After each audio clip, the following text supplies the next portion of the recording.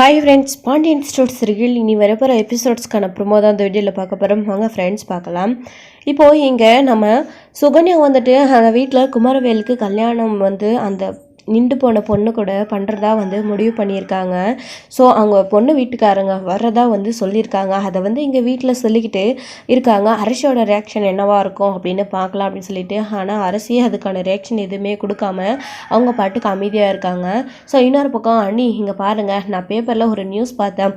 இதில் டான்ஸ் காம்படிஷனா, இதில் வின் பண்ணால் 10 லட்சம் பரிசு அப்படின்னு சொல்லிட்டு இங்கே ராஜிக்கு சொன்ன உடனே இங்கே ராஜி முதல்ல அதை பார்த்துட்டு அமைதியாகிடுறாங்க. அதுக்கப்புறம் நீ ஏன் இதில் கலந்துக்க கூடாது அப்படின்னு சொல்லிட்டு எங்கள் மயில் கேட்குவோம். அப்போ தான் அரசிக்கு ஒரு விஷயம் தோணுது. 10 லட்ச ரூபாய் பரிசு அப்படின்னா நம்ம ஏற்கனவே இந்த மாதிரி போட்டியில் ஜெயிச்சு கதிர்க்கு பைக் வாங்கி கொடுத்தோம். ஸோ இப்போ 10 லட்ச ரூபாய் பரிசு அப்படின்னு சொல்லியிருக்காங்க. இது பணமாக வர்றதுனால கதிரோட ட்ராவல்ஸ்க்கு இது ரொம்பவே உதவுமே அப்படின்னு முடிவெடுக்கிறாங்க. ஸோ இப்போ இதில் கலந்துக்கணுமே அப்படின்னு சொல்லிட்டு அவங்க மனசுக்குள்ளே தோணுது, முடிவெடுக்கிறாங்க. மயிலுமே இதில் நீ கலந்துக்கலாம்ல, நீ கலந்துக்கிட்டா உனக்கு எல்லாரும் ஹெல்ப் பண்ணுவாங்க, உன்னை யாரும் வேணான்னு சொல்ல மாட்டாங்க அப்படின்னு சொல்லிட்டு இங்கே சொல்லிக்கிட்டு இருக்காங்க. அம்மாக்கா நல்ல ஐடியா சொல்லியிருக்கீங்க அரசி, ரொம்ப தேங்க்ஸ் அரசியா அப்படின்னு சொல்லிட்டு இங்கே அந்த பேப்பரை எடுத்துக்கிட்டு நேராக கதிரோட ரூமுக்கு போகிறாங்க. ரூமுக்கு போயிட்டு இந்த மாதிரி இதில் பாரு டான்ஸ் காம்படிஷன், இதில் 10 லட்ச ரூபாய் பரிசு போட்டிருக்கு அப்படின்னு சொன்ன உடனே, என்ன உனக்கு கலந்துக்கணுமா, ஏற்கனவே கலந்துக்கிட்டு எனக்கு பைக் வாங்கி கொடுத்த, இப்போ எதுக்காக நீ கலந்துக்க போகிற அப்படின்னு சொல்லிட்டு இங்கே கதிர் கேட்குறாங்க. ஏன் எதுக்குன்னு உனக்கு தெரியாதா அப்படின்னு கேட்கவும், இல்லையே எதுக்காக, அதெல்லாம் ஒன்றும் தேவையில்லை, நீ என்ன போய் கலந்துக்க போறியா, ஏற்கனவே அவருக்கு தெரிஞ்சதுக்கு பெரிய பிரச்சனையாக்குனாரு வீட்டில், திரும்பவும் டான்ஸ் காம்படிஷன் அப்படின்னா அவர் கண்டிப்பாக அனுப்ப மாட்டார் அப்படின்னு, ப்ளீஸ் கதிர் நான் போய் இதில் கலந்துக்கணும், நீ தான் எனக்கு ஹெல்ப் பண்ணணும் அப்படின்னு சொல்லி. ஆமாம் எதுக்கு இந்த பணம் உனக்கு, முதல்ல கலந்துக்கிட்டு அப்படி என்ன பண்ண போகிற, இதெல்லாம் பெரிய பெரிய காம்படிஷனாக இருக்கும், நீ வேணாம், நீ ஜெயிக்க மாட்ட அப்படின்னு சொல்லிட்டு இங்கே கதிர் எடுத்த உடனே முடியாது அப்படின்னு சொல்லிட்டு இங்கே ராஜிக்கு சப்போர்ட்டே பண்ணாமல் பேசிகிட்டு இருக்காங்க. கதிர் இதை கேட்ட உடனே அப்செட் ஆகி ராஜியும் அங்கேருந்து அமைதியாக வந்துடுறாங்க. உன்னெல்லாம் ஒரு ஆளுன்னு மதித்து பேச வந்த பாரு, நைட்டு சொன்ன மாதிரி இனிமேல் உங்ககிட்ட எப்பயுமே பேசவே கூடாது அப்படின்னு சொல்லிட்டு இந்த பக்கம் அவங்க கோவத்தோட வெளியில் வந்துடுறாங்க. ஸோ இப்போ இன்னொரு பக்கம் இங்கே குமரவேல் வீட்டில் குமாருக்கு பொண்ணு பார்க்குற விஷயத்த குமார்கிட்ட அவங்க அம்மா சொல்கிறாங்க. மாறி இந்த மாதிரி உனக்கு அந்த பொண்ணோடைய வீட்டில் இருந்து உனக்கு பொண்ணு பார்க்க வராங்களா அப்படின்னு சொன்ன உடனே இங்கே குமார் ஷாக் ஆகுறாங்க. அமைதியாகவே நின்றுக்கிட்டு இருக்காங்க. என்னடா அன்னைக்கு உன்னை கல்யாணம் பண்ணதுனால என் வாழ்க்கையே போச்சு, இல்லைன்னா என் பெரியப்பா பார்த்த பொண்ணை கல்யாணம் பண்ணிக்கிட்டு நான் சந்தோஷமாக இருக்கேன், தயவு செஞ்சு இங்கேருந்து போயிடு, அந்த பொண்ணை நான் கல்யாணம் பண்ணிக்கணும், எனக்கு பணக்கார வாழ்க்கை தான் வேணும், இவ்வளோ உன்னை கட்டிக்கிட்டு என்ன பிரயோஜனம்னு அவகிட்ட அவ்வளோ சண்டை போட்ட பேசினேன், இப்போ அமைதியாகவே இருக்க, அதே பொண்ணை உனக்கு உன் பெரியப்பா பேசி முடிக்க போகிறாரு, ஈவினிங்காக அவங்க எல்லாரும் நம்ம வீட்டுக்கு வராங்களா அப்படின்னு சொன்ன உடனே இங்கே குமாரவேல் அமைதியாக இருக்காங்க. மா எதுக்குமா இப்போது, நான் ஜெயிலுக்கு போயிட்டு வந்தேன், அது மட்டும் இல்லாமல் இப்போ என் மேலே கேஸ் இருக்குது, இதெல்லாம் தெரிஞ்ச எனக்கு யாருமோ பொண்ணு கொடுப்பான், அதெல்லாம் ஒன்றும் வேணாமா அப்படின்னு சொல்லி குமரவேல் சொல்கிறாங்க. இங்கே பாரு குமரவேலு, உன் பெரியப்பா பேசியிருக்காரு, கூடவே உன் அப்பாவும் பேசியிருக்காங்க, எப்படியாச்சும் பேசி இந்த சம்மந்தத்தை முடிச்சிடுவாங்க, உனக்கோ அந்த பொண்ணுக்கும் கல்யாணம் பண்ணி வைக்கணும், உங்களுக்கு கல்யாணம் பண்ணி வச்சு உங்களை வாழ வச்சு பார்க்கணுன்னு எனக்கு ஆசையாக இருக்குது அப்படின்னு சொல்லிட்டு இங்கே மாறி சொல்லவும் குமரவேல் வேணாம் அப்படின்னு சொல்கிறாங்க. இங்கே பாருடா குமார், இந்த அம்மாவுக்காக ஒத்துக்கோடா ப்ளீஸ்டா அப்படின்னு சொல்லிட்டு இங்கே மாறி கேட்குறாங்க. அதுக்காக பிடிக்கலைன்னா கூட குமரவேல் அமைதியாக அங்கேருந்து போயிடுறாங்க. என்னமோ பண்ணுங்க அப்படின்னு சொல்லிட்டு இப்போது முன்னாடி வாங்கிட்டு எல்லாம் சொல்லிட்டியா, எங்கேயாச்சும் போயிட போகிறான் அப்படின்னு சக்திவேல் சொல்லவும், ஏங்க அவனுக்கு இந்த கல்யாணமே வேணான்னு சொல்கிறாங்க அவன் அப்படின்னு சொல்லவும், என்ன சொல்கிற ஏன் அப்படின்னு, இல்லைங்க அவன் ஜெயிலுக்கு போயிட்டு வந்தான்ல அதில் கொஞ்சம் கஷ்டமாக இருக்கான், அவனை எனக்கெல்லாம் யார் பொண்ணு கொடுப்பான், வேணாம் அசிங்கம் அப்படின்னு சொல்லி அவன் வேணான்னு சொல்கிறாங்க, நான் தான் எப்படியோ பேசி சமாளிக்க வச்சுருக்கேன் அப்படின்னு, என் பிள்ளை பாவம் ஜெயிலுக்கு போயிட்டு வந்ததுலேருந்தே என்னமோ மாதிரி இருக்குது, அவனுக்கு எப்படியாச்சும் இந்த பொண்ணை பேசி கல்யாணம் பண்ணி வச்சிடணும், அதுக்கப்புறம் அது கட்டிக்க போகிறவ எல்லாத்தையும் மாற்றிடுவா, அதுக்கப்புறம் எல்லாமே மாறிடும் அப்படின்னு சொல்லி இங்கே சக்திவேல் சொல்லிக்கிட்டு இருக்காங்க. என்னமோ சரிதாங்க. குமரவேலுக்கு கல்யாணம் ஆச்சுன்னா எல்லாமே வந்து மாறிடும், மறந்துடுவான், அவன் சந்தோஷமாக இருப்பான் பழைய மாதிரி அப்படின்னு சொல்லி இங்கே மாறி வந்து சக்திவேல்கிட்ட சொல்கிறாங்க. அதுக்கப்புறம் சக்திவேல் இருந்துக்கிட்டு இன்னும் கொஞ்ச நேரத்தில் பொண்ணு வீட்டுக்காரங்க வீட்டுக்கு வந்துடுவாங்க அப்படின்னு சொல்லி அவனை எங்கேயாச்சும் போக விடாமல் அவனை ரெடியாக வை அப்படின்னு சொல்கிறாங்க. அவன் என்ன பொண்ணு அவனை ரெடி பண்ணி வைக்கிறதுக்கு அதென்னா ஒரு பேண்ட் சட்டையை போட்டுட்டு வரதுக்கு அவனுக்கு எவ்வளோ நேரம் சொன்னால் எல்லாம் அவனே செஞ்சுப்பான் அப்படின்னு. இல்லடி அவன் முன்ன மாதிரி இல்லைன்னு இப்போ தானே பேசிக்கிட்டு இருந்தோம், அவன் அமைதியாக உட்காந்துக்கிட்டு இருப்பான், எதையாச்சும் விட்டத்தை பார்த்துக்கிட்டு அவனை போய் அப்போ அவன்கிட்ட சொல்லிக்கிட்டே இரு ரெடியாக சொல்லி அப்படின்னு சொல்லி சக்திவேல் சொல்லாங்க. சரிங்க அதெல்லாம் நான் பார்த்துக்கிறேன் அப்படின்னு சொல்லிட்டு. ஸோ அப்படி இருக்கும்போது எங்கள் மாப்பிள்ளை வீட்டை பார்க்க பொண்ணு வீட்டுக்காரங்களும் வந்து கிளம்பலாமா அப்படின்னு சொல்லிட்டு அவங்களுடைய வீட்டில் இருந்து கிளம்பி வராங்க.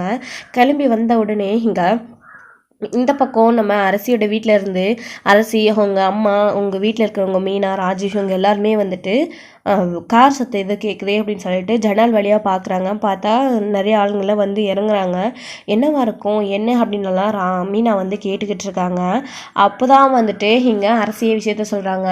அவங்களுக்கு பொண்ணு பார்க்க வந்திருக்காங்களாம் அப்படின்னு சொல்லிட்டு. உனக்கு யார் சொன்னது அரசி அப்படின்னு மீனா கேட்கவும், சுகன்யா சித்தி தான், வேறு யார் அப்படின்னு சொல்லவும், ஓ அவள் திரும்பவும் அங்கே என்ன நடக்குது அப்படின்னு சொல்லி இங்கே சொல்கிறதோ இங்கே என்ன நடக்குதுன்னு அங்கே சொல்கிறது திரும்பவும் ஆரம்பிச்சிட்டாளா, அவள் என்கிட்ட அவ்வளோ அடி வாங்கியோ அவள் திருந்தலையா அப்படின்னு சொல்லிட்டு இங்கே வந்து நம்ம கோமதி வந்து கேட்டுக்கிட்டு இருக்காங்க.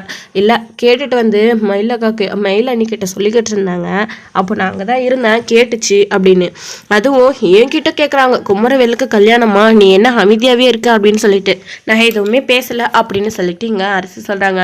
இங்கே பாரு அரசி திரும்பவும் அவள் ஏதாச்சும் இந்த மாதிரி பண்ணா அப்படின்னா என்கிட்ட சொல்லு நான் பார்த்துக்கிறேன் அப்படின்னு சொல்லிட்டு இங்கே கோமதி வந்து சொல்கிறாங்க. சரிம்மா விடுமா அப்படின்னு சொல்லிட்டு. ஸோ இதுக்கப்புறம் பொண்ணு வீட்டுக்காரங்க வந்து வீட்டுக்குள்ளே போகிறாங்க. சக்திவேல் முத்துவேல் எல்லாரும் வீட்டுக்கு வெளியில் வந்து அவங்கள வரவேற்கிறாங்க. எங்கள் அப்பத்தாவுக்கு இது சுத்தமாகவே பிடிக்கவே இல்லை. ஸோ அப்புறம் கூட அமைதியாக வந்து அப்பத்தா வந்து இருக்காங்க, உள்ள வாங்க அப்படின்னு சொல்லிட்டு வரவங்க கிட்ட முகம் சொல்லிக்காமல் பேசிக்கிட்டு இருக்காங்க.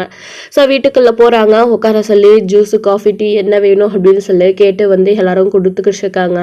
ஸோ நம்ம அப்புறம் மற்ற விஷயத்தெல்லாம் பேசிக்கலாமா அப்படின்னு சொல்லிட்டு சக்திவேல் வந்து சொல்லிக்கிட்டு இருக்காங்க.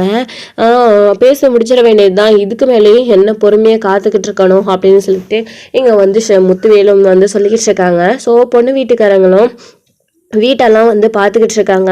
ஆல்ரெடி பார்த்தது தான், இருந்தாலும் ஒரு தடவை பார்த்துக்கலாம் அப்படின்னு சொல்லிட்டு சும்மா சுற்றி பார்த்துட்டு நம்ம பொண்ணு வந்து இந்த வீட்டில் வாழ போகிற பொண்ணு அப்படின்னு சொல்லிட்டு பார்க்குறாங்க.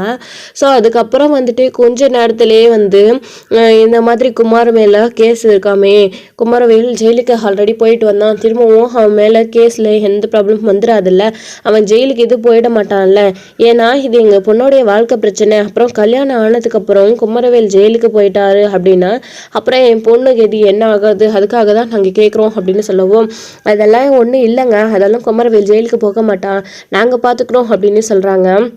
எங்களுக்கு மாப்பிள்ளையே பிடிச்சிருக்கு, எங்கள் பொண்ணுக்கு மாப்பிள்ளையை தரதில் எங்களுக்கு முழு சம்மதம், ஆனால் இப்போ நாங்கள் சொன்ன மாதிரி குமரவேல் மேலே இருக்கிற கேஸு வாபஸ் வாங்கிட்டாங்கல்ல, அந்த கேஸ் மட்டும் இல்லைன்னா இந்த கல்யாணம் கண்டிப்பாக நடக்கும் அப்படின்னு சொல்லவும் மொத்த குடும்பமும் பயங்கர ஷாக்கில் இருக்குது. குமரவேலும் மேலேருந்து கீழே இறங்கி வந்து அமைதியாக வந்து பொண்ணை விட ரொம்ப வெக்கமாக அவமானமாக வந்து கொஞ்சம் பிடிக்காமல் வந்து நின்றுக்கிட்டு இருக்காங்க குமரவேல் வந்து.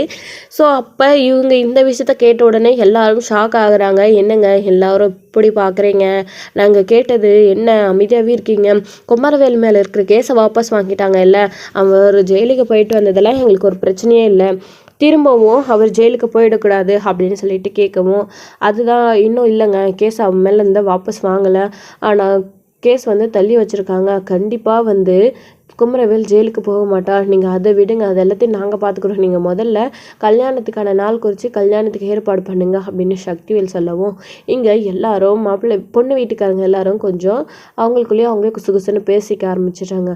அண்ணா என்னென்ன இது இவங்கிட்ட பேசுங்கண்ணே அப்படின்னு சொல்லிட்டு சக்திவேல் முத்துவேல் கிட்ட சொல்கிறாங்க. முத்துவேலும் வந்து பேசுகிறாங்க, என்னாச்சு ஏன் அப்படின்னு சொல்லிட்டு. ஒன்றும் இல்லை சம்மந்தி, நாங்கள் ஏற்கனவே சொன்ன மாதிரி தான் பொண்ணை எப்படி மாப்பிள்ளைக்கு கேஸை வாபஸ் வாங்காமல் கல்யாணம் பண்ணி கொடுக்குறோன்னு தான் எங்களுடைய கவலை அப்படின்னு. அதை பற்றி நீங்கள் எல்லாம் ஒன்றும் பயப்பட வேணுமே, நான் கண்டிப்பாக குமரவேல் மேலே இருக்கிற கேஸை வாபஸ் வாங்கிடுவோம். குமரவேல் ஜெயிலுக்கெல்லாம் போக மாட்டான், நீங்கள் நம்பி உங்கள் பொண்ணை எங்கள் வீட்டுக்கு கல்யாணம் பண்ணி கொடுங்க அப்படின்னு முத்துவேலும் கேட்குறாரு. சக்திவேலும் ஆமாம்மா என் அண்ணன் சொல்கிற மாதிரி தான் அப்படின்னு சொல்கிறாங்க. இங்கே மாறி வடிவு இவங்க வீட்டில் ரொம்ப பதறாங்க. அப்போத்தாவுமே இது வேணுமா இப்போ கூட இந்த கல்யாணம் அப்படின்னு சொல்லி உள்ளுக்குள்ளேயே வந்து மனசுகளை நினச்சிக்கிட்டு மாறிக்கிட்டையும் கொசன்னு பேசிக்கிட்டு இருக்காங்க. என் பையனுக்கு கல்யாணம் நடந்தால் போதும்னு இருக்கா அத்தை, நீங்கள் ஏன் அத்தை அமைதியாக இருங்க அப்படின்னு சொல்லிட்டு அவங்க வந்து சொல்லிக்கிட்டு இருக்காங்க.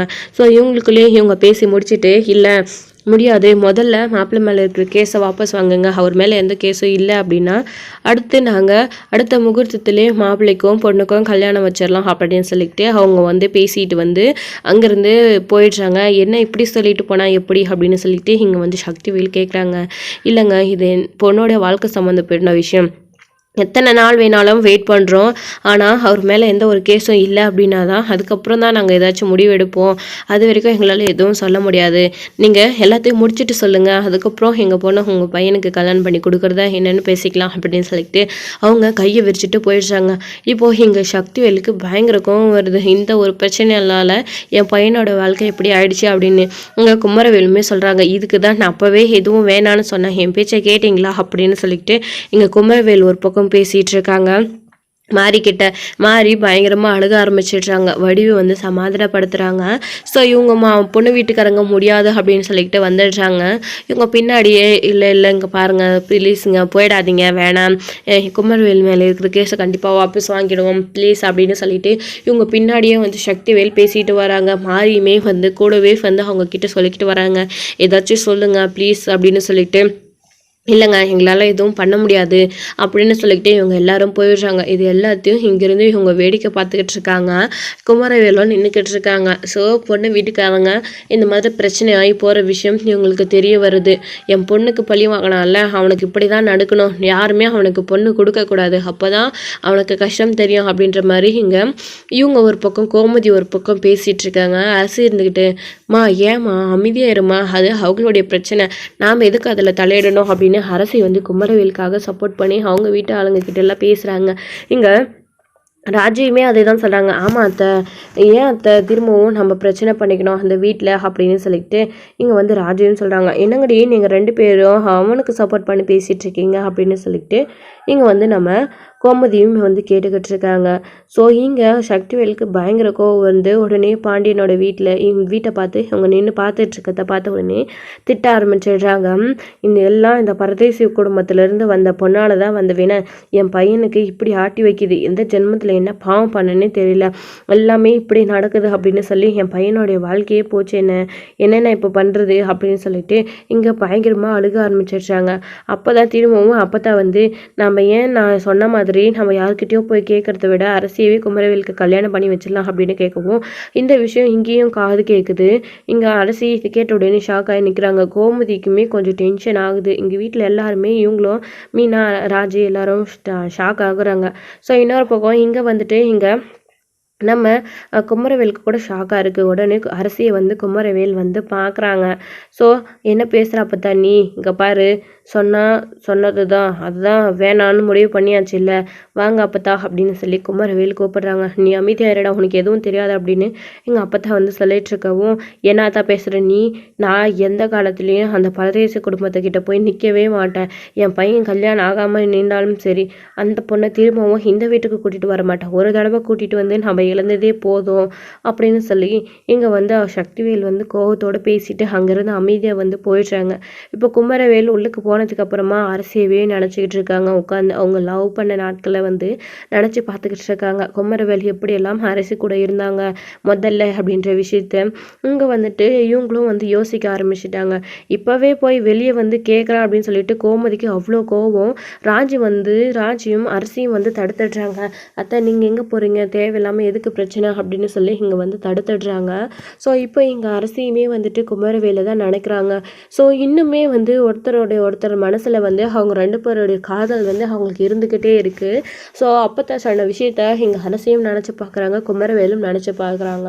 ஸோ இவங்க அத்தை அதாவது பாட்டி சொன்ன மாதிரியே நடந்தால் நல்லா இருக்கும் அப்படின்னு சொல்லிட்டு இங்கே வந்து குமரவேலுமே நினைக்கிறாங்க. ஆனால் நடக்காத ஒன்று நினச்சி என்ன பிரயோஜனம் அப்படின்னு சொல்லிட்டு அவருடைய காதலை மனசுக்குள்ளேயே புதைச்சி வச்சுக்கிறாரு குமரவேல். ஸோ இதோட இந்த எபிசோடு வந்து முடிச்சிருக்காங்க. அடுத்தடுத்த எபிசோட்லலாம் என்ன நடக்குது, கூடிய சீக்கிரத்தில் எப்படியாச்சும் அப்பத்தா பேசி சமாதானப்படுத்தி அரசையும் குமரவேலும் கல்யாணம் பண்ணி வச்சிருவாங்க அப்படின்னு தான் நான் நினைக்கிறேன். நீங்கள் என்ன நினைக்கிறீங்க அப்படின்றத கமெண்ட்டில் சொல்லுங்கள் ஃப்ரெண்ட்ஸ். தேங்க்யூ. இந்த வீடியோ உங்களுக்கு பிடிச்சிருந்தா லைக் பண்ணுங்கள், ஷேர் பண்ணுங்கள்.